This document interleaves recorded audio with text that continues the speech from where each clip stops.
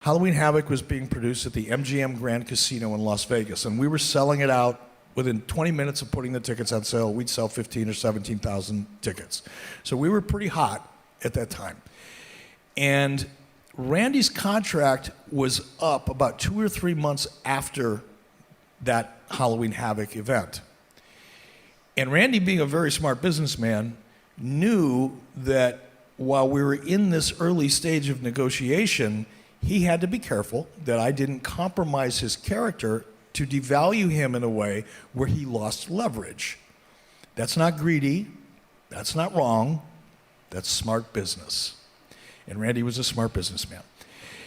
So we get to Las Vegas, and that was always kind of, now I was, 18 years younger then, and I'd bring a beer to the party. And when you're in Las Vegas, you get there a couple days early, you tend to be a little active and have a little fun and meet a few fans, and I was a little beat up. So I get a call from Randy on a Saturday night. The pay-per-view was on Sunday.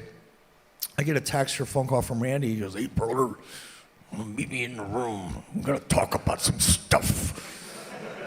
See you at 8 o'clock in the morning, brother." I said, "Oh, God, 8 o'clock in the morning?" I had to reach into my pocket and find my liver at 8 o'clock in the morning. So I get to Randy's room, and I'm a little beat up, not gonna lie. I was beat up. And I get to Randy's room, and he was wearing a towel. He's already, because he would start preparing 2 days before.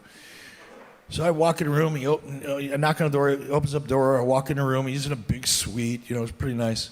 I walk in, and he walks back into the bathroom, which is towards the front of the room, and I walk back into the suite. I sit on a couch, and there's this giant table filled with food and about 140 beers on ice. I'm thinking, oh my God, this is going to be it's 8 o'clock in the freaking morning. I've got to do a pay-per-view tonight. But anyway, I sat down, so Randy, and he's talking to me while he's in the bathroom. He was dyeing his beard, he's trimming it up, he's dyeing his hair, and he's getting ready, plucking his nose hair, whatever he was doing. And I'm sitting out in the suite looking at a table full of beer. And I'm thinking, when in Rome, when in Scotland, have a beer with Randy, right? So I sit down and I crack a beer, and I'm waiting, and we're talking, and the conversation started getting more and more real. And as it started to heat up, he calls me into he calls me and says, "Get all over here, brother." So I grab a beer and I walk over, and there's Randy, stark-ass naked. Shaved from chin to toe. Chin to toe. Nothing. Nada. Which was a little abrupt. It's kind of creepy, but I've been in locker rooms before. It's not that big a deal. The shave thing was a little odd, but I thought, what the hell? He's a wrestler. That's what they do. But it was hard to negotiate that way. It was just tough. But I'm sure, Randy. we can fix that. So as we're talking, all of a sudden there's a knock on the door. Now, I'm kind of caught up in the discussion we're having, and I'm not thinking clearly. And he said, "Open the door, brother."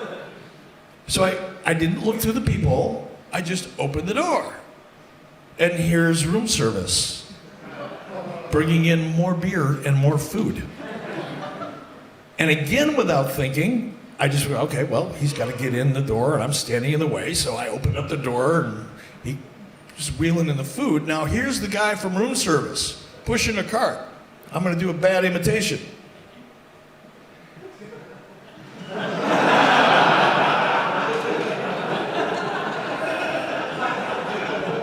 I'm thinking, oh, great. I can read this headline right now. So that's my Randy Savage story, but it was one of a number of interesting moments in my career.